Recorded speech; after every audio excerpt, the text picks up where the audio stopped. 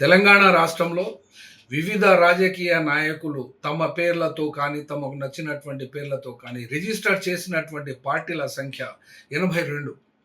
అనగా తెలంగాణలో 82 పార్టీలు రిజిస్టర్ అయి ఉన్నాయి ఇప్పటికే. ఈ యొక్క రిజిస్టర్ అయినటువంటి పార్టీలలో ముఖ్యంగా చెప్పుకోగలిగినటువంటి అంశాన్ని చూడాలనుకుంటే కల్వకుంట్ల కవిత తెలంగాణ జాగృతి ఆధారంగా ఒక పేరును పెట్టుకునేటువంటి అవకాశం ఉన్నది.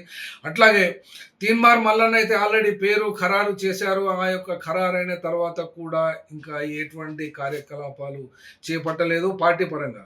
తర్వాత మల్లోజుల వేణుగోపాలరావు బృందం అతను 14వ తేదీ అక్టోబర్ నాడు చిరోలిలో లొంగిపోయారు. సుమారు 50 సంవత్సరాల అజ్ఞాత జీవితాన్ని వదిలిపెట్టి మావోయిస్టులను ఎన్నికల్ని బహిష్కరించే విధానాన్ని తప్పుపట్టి ఈ యొక్క ఏప్రిల్ మే నెలలో ఒక రాజకీయ వేదికను కానీ రాజకీయ పార్టీని ఏర్పాటు చేస్తున్నట్టు ప్రకటించారు. కానీ ఇప్పటి వరకు అయితే ఏ రాజకీయ పార్టీ ప్రకటనలు కానీ తెలంగాణ రాష్ట్రంలో అడుగు పెట్టినట్టుగా కానీ ఇక్కడ వార్తలేవు. ఇప్పటికీ కూడా ప్రభుత్వము అనగా మహారాష్ట్ర ప్రభుత్వము ఏర్పాటు చేసినటువంటి రిహాబిలిటేషన్ సెంటర్లోనే ఉన్నారు.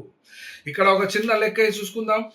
ఒక పార్టీ పెట్టాలంటే పోలింగ్ బూత్స్ ఎన్ని ఉన్నాయి? 35,655 పోలింగ్ బూతులు ఉన్నాయి 119 అసెంబ్లీ కాన్స్టిట్యున్సీస్కి. ఒక రాజకీయ పార్టీ పెట్టాలంటే 100 కోట్లు కనీసానికి ఉండవలసినటువంటి అవసరం అయితే ఉంటుంది. 100 కోట్లకు ఇప్పటి వరకు అయితే పెట్టినటువంటి పార్టీలు బీఆర్ఎస్ పార్టీ కానీ, కాంగ్రెస్ పార్టీ కానీ, బీజేపీ పార్టీ కానీ ప్రముఖంగా 100 కోట్లు, 175 కోట్లు, 120 కోట్లు ఖర్చు పెట్టినటువంటి ఈ పార్టీలు ఇప్పటికీ కూడా అధికారంలో ప్రతిపక్ష హోదాలో ఒక బీఆర్ఎస్ పార్టీ ఉన్నట్లయితే అధికార పక్షంలో కాంగ్రెస్ పార్టీ ఉంది. ఈ పార్టీలకు పోటీగా మల్లోజుల వేణుగోపాలరావు పార్టీ పెట్టాలన్నా 100 కోట్లు కావాల్సిందే. కల్వకుంట్ల కవిత పార్టీ పెట్టాలంటే కూడా 100 కోట్లు కావాలి. మరి తీన్మార్ మల్లన్న పార్టీ పెట్టాలంటే కూడా 100 కోట్లు కావాలి.